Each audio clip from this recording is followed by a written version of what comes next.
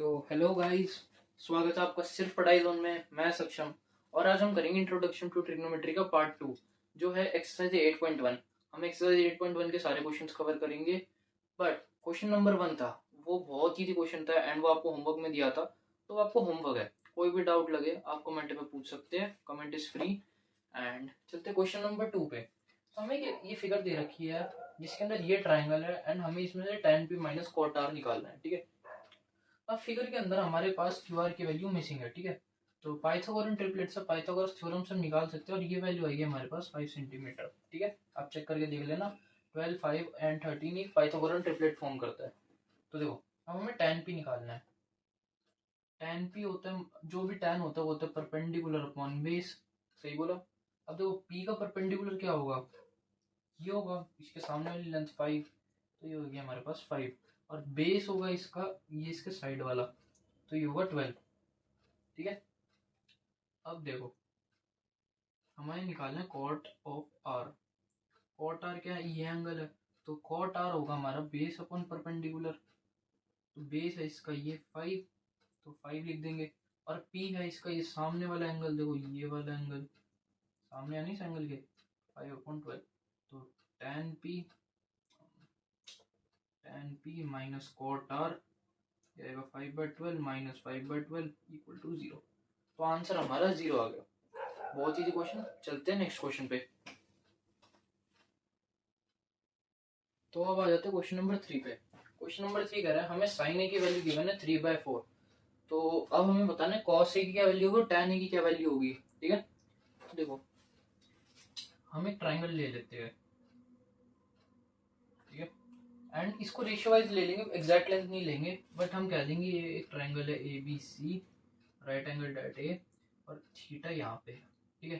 तो sorry sorry sorry, ठीक। तो साइन ए बी सी हमें गिवन है।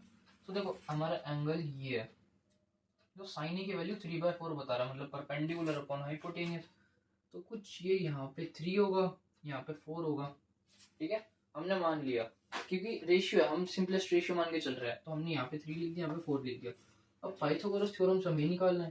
तो ए बी की स्क्वायर प्लस का बी सी का स्क्वायर इक्वल टू ए सी का स्क्वायर, ये करेंगे। ए बी का स्क्वायर आएगा हमारे पास, बी सी का स्क्वायर है 3 का स्क्वायर इक्वल टू 4 का स्क्वायर। तो ए बी का स्क्वायर आएगा हमारे पास 16 माइनस 9, तो ए बी आ गया हमारे पास √7, ठीक है। ये हमारा √7 आ। अब चाहे तुम कुछ कहो वो निकल जाएगा। कॉस ए क्या आएगा, कॉस आएगा बेस अपॉन हाइपोटेनियस। बेस क्या है ए का, ये वाला, तो हमारे पास आएगा √7/4, इजी। tan ए देख लेते हैं, tan आएगा परपेंडिकुलर अपॉन बेस, परपेंडिकुलर 3 है हमारे पास, बेस हमारे पास √7 है, तो ये आ गया हमारा। तो ये तो बहुत ही सिंपल क्वेश्चन था। अब चलते हैं नेक्स्ट क्वेश्चन पे। तो अब आ जाते हैं क्वेश्चन नंबर 4 पे। हमें बोल रहा है 15 cot A 8, ये गिवन है हमें, ठीक है। हमें sin A and sec A की वैल्यू बतानी है। तो ठीक है, प्रोसीड करते हैं। तो हम लिख लेते हैं पहले cot A को हम लिख सकते हैं 8/15, लिख सकते हैं ना। अब देखो हम एक ट्राइंगल बनाएंगे जैसे हमने पिछले क्वेश्चन में किया था, ठीक है। और वही ए बी सी, ठीक है। अब देखो हमें बोल रखा है कॉट ए। कॉट क्या होता है पहली बात तो समझो आप, बेस अपॉन परपेंडिकुलर होता है ना, वो इनवर्स ऑफ tan। तो बेस अपॉन परपेंडिकुलर, तो कह रहा है जो बेस है ना इसका 8 यहाँ पे कहीं पड़ेगा कॉट ए का, और परपेंडिकुलर इसका यहाँ पड़ेगा, ठीक है। तो हमें हाइपोटेनियस निकालना पड़ेगा, तो बहुत इजीली निकल जाएगा। 15 का स्क्वायर प्लस का 8 का स्क्वायर इक्वल टू ए सी का स्क्वायर, सही। तो ये आएगा 225 प्लस का 64 इक्वल टू ए सी का स्क्वायर, ये आएगा 982 इक्वल टू ए सी का स्क्वायर। और तो आपको पता होगा 289 किसका स्क्वायर होता है, 17 का, तो ए सी आ गया हमारे पास 17, ठीक है। तो ये आ गई 17 वैल्यू। अब साइन ए निकालना है तो निकाल लेंगे। साइन ए आएगा हमारे पास परपेंडिकुलर अपॉन हाइपोटेनियस। परपेंडिकुलर क्या है ए का 15, देखो ये 15 अपॉन हाइपोटेनियस, तो 15/17, ठीक है। एंड सेक ए निकालना है। सेक ए क्या होता है हमारे पास, हाइपोटेनियस अपॉन बेस, सही का। हाइपोटेनियस तो हमें पता है 17 है, बेस क्या है हमारे पास 8, तो 17/8, ठीक है। तो देखो अब आ जाते हैं क्वेश्चन नंबर 5 पे। ये कह रहा है सेक थीटा की वैल्यू 13/12 गिवन है, हमें सारे ट्रिग्नोमेट्रिक रेशियोज निकालने हैं। सेम कर लेंगे, एक हम ट्राइंगल बनाया, ये थीटा रखा, ये 90 डिग्री, एंड जो नाम देनो दे लो, ए बी सी, ठीक है। अब सेक थीटा क्या होता है हमारे पास, हाइपोटेनियस अपॉन बेस, सही का। तो मतलब ये हमारे पास 12 है, ये हमारे पास 13 है, तो पाइथागोरन ट्रिपलेट से ए बी की वैल्यू क्या आ जाएगी 5, ठीक है। तो हमें हमारे पास ये आ गया। अब देखो साइन थीटा क्या होता है, परपेंडिकुलर अपॉन हाइपोटेनियस, ये हो गया हमारा 5/13, ठीक है। कॉस थीटा क्या होता है, बेस अपॉन हाइपोटेनियस, या इसका हम वो कर देंगे रेसिप्रोकल, तो ये आ जाएगा हमारे पास 12/13। tan थीटा क्या होता है, इन दोनों का वो रेशियो, तो 5/13 अपॉन 12/13, ये आ जाएगा 5/12। कोसेक थीटा क्या होता है, रेसिप्रोकल ऑफ साइन थीटा, ये हो गया हमारे पास 13/5। एंड कॉट थीटा क्या होता है, रेसिप्रोकल ऑफ tan थीटा, तो ये आएगा हमारे पास 12/5। देखो कितनी जल्दी क्वेश्चन हो गया ये वाला, ठीक है। अब चलते हैं नेक्स्ट क्वेश्चन पे। अब आ जाते हैं क्वेश्चन नंबर 6 पे, ठीक है। ये क्वेश्चन हमें कह रहा है कि हमारे पास दो एंगल है, एंगल ए एंगल बी, जो दोनों एक्यूट एंगल्स है, ठीक है, मतलब 90 डिग्री से छोटे हैं, और गिवन है हमारे पास कॉस ए है वो कॉस बी के इक्वल है, ठीक है। हमें दिखाना है कि एंगल ए एंगल बी के इक्वल है, वैसे तो हमें दिख ही रहा है कि एक्यूट एंगल से तो होगा, बट हमें शो करना है। तो हम मान लेते हैं एक ट्राइंगल है, इसका एंगल ए ये है, एंगल बी ये है, ठीक है। तो देखो ये ए सी बी ये हमारा ट्राइंगल हो गया, अंदर से हटा देते हैं, थोड़ा बड़ा बना देते हैं,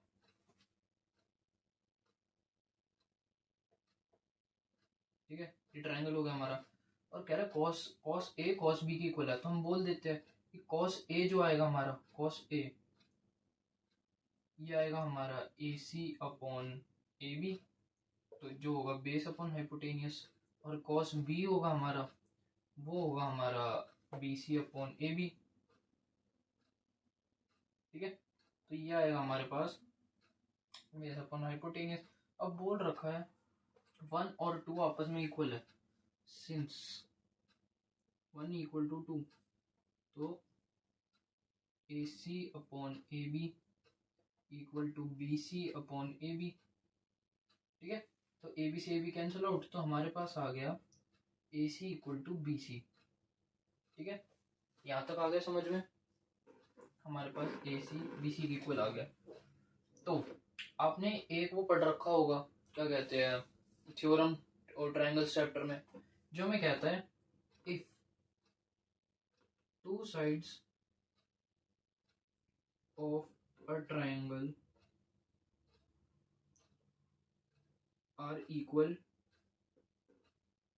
then angles corresponding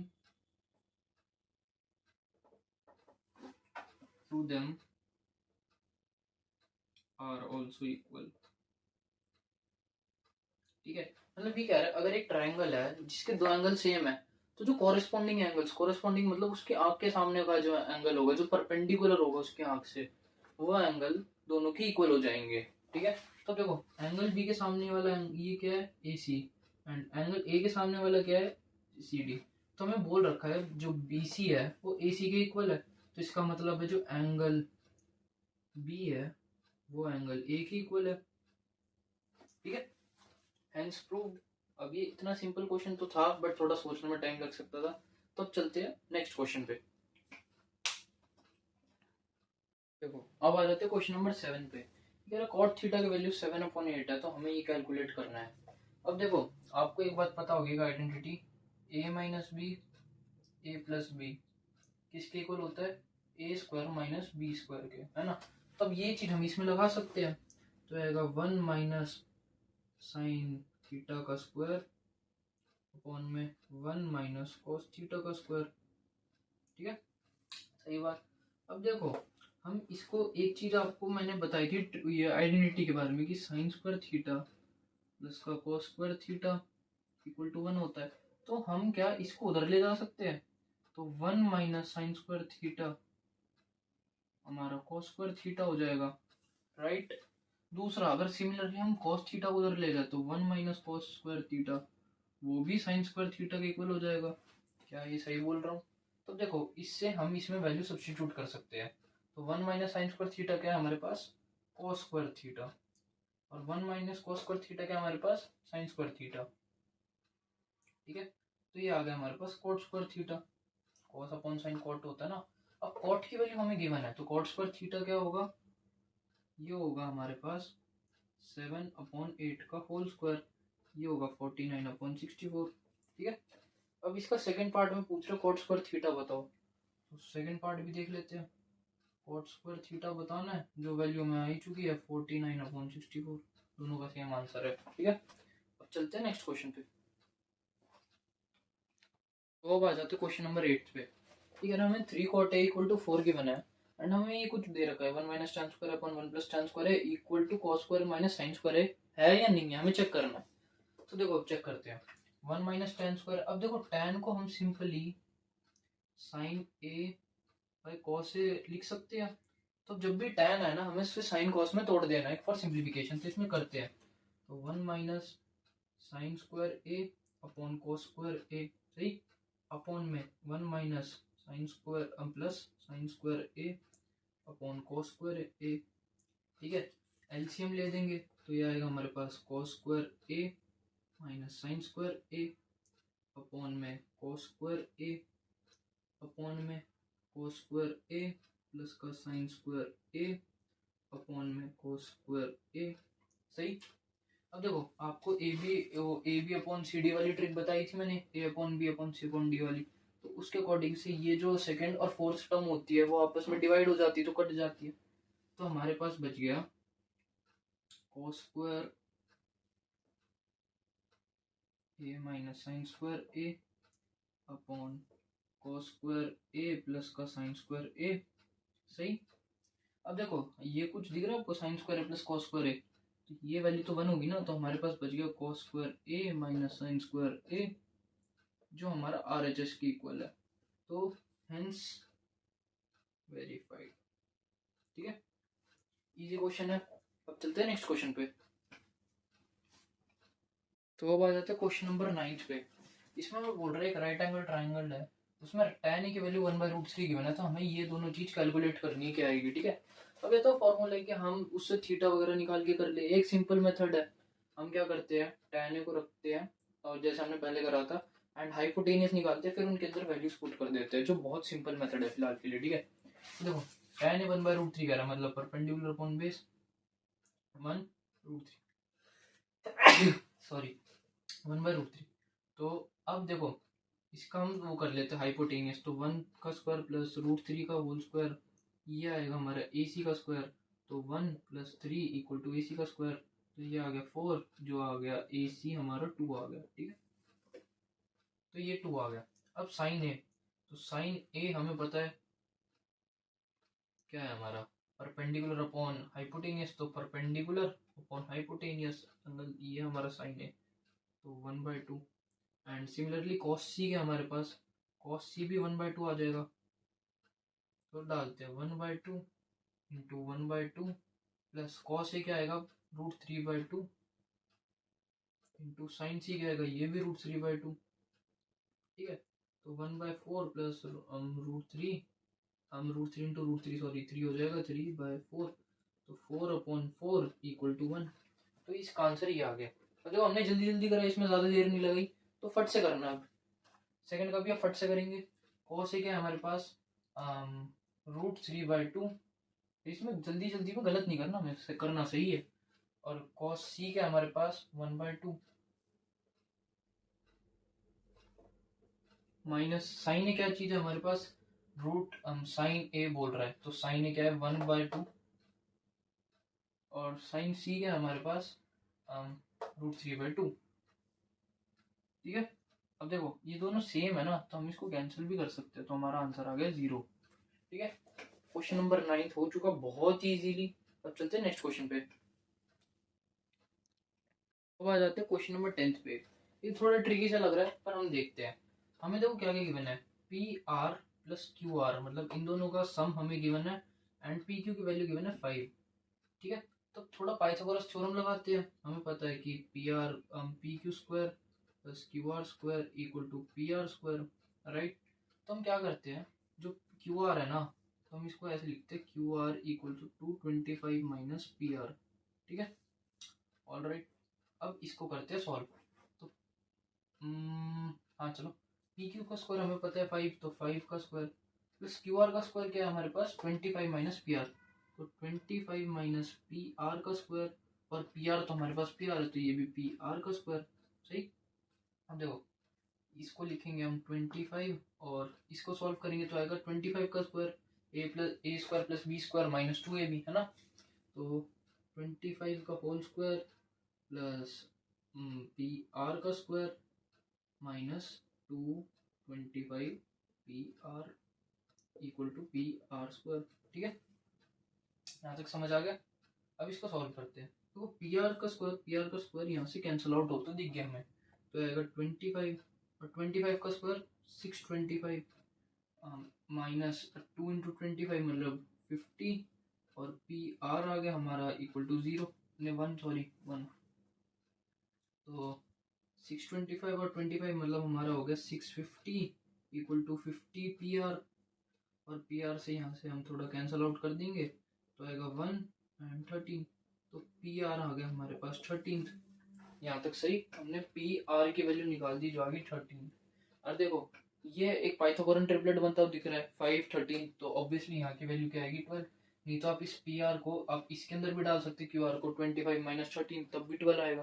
ठीक है, तो हमने यहाँ पे मेनली प्रॉब्लम सॉल्व कर दी। अब हमें निकालना है sine P cos P tan P, जो बहुत ईजी है।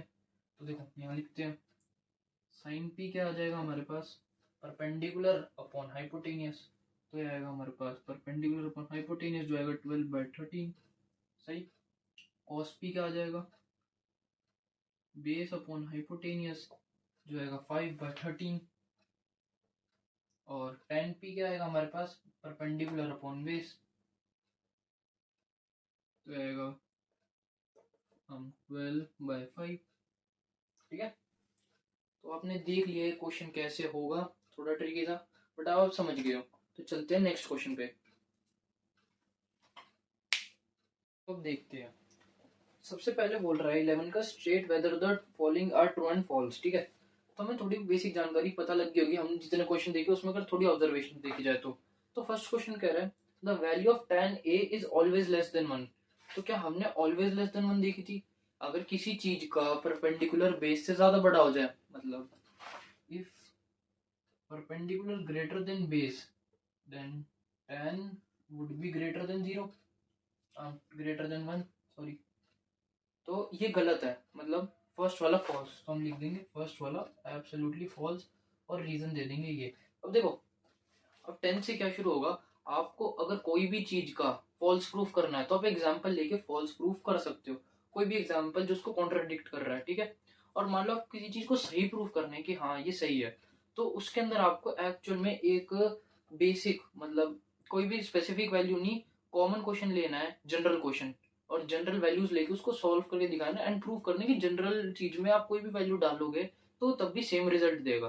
ठीक है, तो देखो हमने फर्स्ट वाला लिया, इसके अंदर हमने एग्जांपल लिया है जो गलत प्रूफ कर रहा है। ठीक है, सेकंड तो sec a equal to 12/5 for some value of angle a। तो देखो sec a बोल रहा है ये 12/5 फॉर एनी a। ठीक है, तो देखो हम इसको cos a लिख सकते हैं क्या 5/12। सही। अब देखो क्या हमारी वैल्यू परपेंडिकुलर और ये हाइपोटेनियस है, क्या परपेंडिकुलर हाइपोटेनियस से छोटा है? हाँ, तो क्या ये सही है? बिल्कुल सही है कि हमारा जो परपेंडिकुलर बेस होता है वो हमेशा हाइपोटेनियस से छोटे होने चाहिए, इक्वल भी नहीं हो सकते एंड बड़े तो बिल्कुल ही नहीं हो सकते। अगर इक्वल हो गए तो दोनों सेम लेंथ होगी तो एक चीज गायब हो जाएगी। तो परपेंडिकुलर एंड बेस अगर दोनों एग्जिस्ट करते हैं तो हाइपोटेनियस से हमेशा छोटे होने चाहिए, तो ये एब्सोल्युटली ट्रू है, तो सेकंड वाला आंसर है ट्रू। ठीक है, थर्ड वाला देखते हैं क्वेश्चन। ये कह रहा है cos a is the abbreviation used for the cosecant of angle a। तो ये सही है गलत है? ये महागलत है। हमने बताया था कोसिकेंट किसके लिए यूज होता है? कोसेक थीटा के लिए। और कॉस के लिए क्या यूज होता है? Cosine theta. तो देखो ये है हमारा गलत, क्योंकि कॉस के लिए कोसाइन यूज होता है एंड कोसिकेंट यूज होता है कोसेक के लिए। ठीक है, थर्ड वाला है false. Fourth, cot A is the product of cot and A. क्या ये सही है? महागलत। कॉट एंड ए मल्टीप्लाई नहीं होते। कॉट ए एक फंक्शन है, हम उसके एक फंक्शन क्या होता है, हम वैल्यू इनपुट करते हैं, वो उसको प्रोसेस करता है, फिर आउटपुट देता है। तो कॉट एक टोटल फंक्शन है, इसको मल्टीप्लाई कर दोगे तो ये महागलत है, महा बड़ा पाप है, ये महागलती है। तो कॉट ए एक फंक्शन है, आप उसके अंदर वैल्यू डालो, कॉट उसको प्रोसेस करेगा, और जो टोटल है वो एक फंक्शन में जाके स्टोर हो जाएगा। ठीक है, वो आउटपुट दे देगा। बेसिक कंप्यूटर नॉलेज है, इतनी तो आपको पता है। तो ये सेकंड वाला फॉल्स है। ठीक है, फिफ्थ वाला देख लेते हैं क्या कह रहा है। Sine theta equal to 4/3 for some angle theta. ठीक है, सेम हमें चेक करना है। साइन थीटा हमें बोल रहा है 4/3। तो देखो साइन थीटा को हम लिखते हैं परपेंडिकुलर अपॉन हाइपोटेनियस। इसमें हाइपोटेनियस की वैल्यू परपेंडिकुलर से छोटी होगी, क्या पॉसिबल है?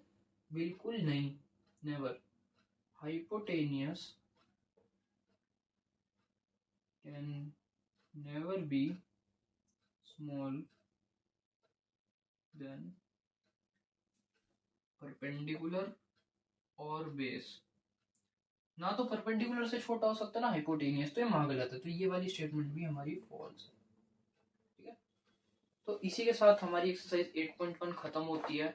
एंड हमने इसके अंदर बहुत सारी नॉलेज गेन की एंड क्वेश्चन सॉल्व करके देखे, तो हमें उससे आइडिया लगे कि कैसी एक्सरसाइज है एंड कैसे क्वेश्चन आ सकते हैं। बेसिक्स क्लियर हो गए हमारे।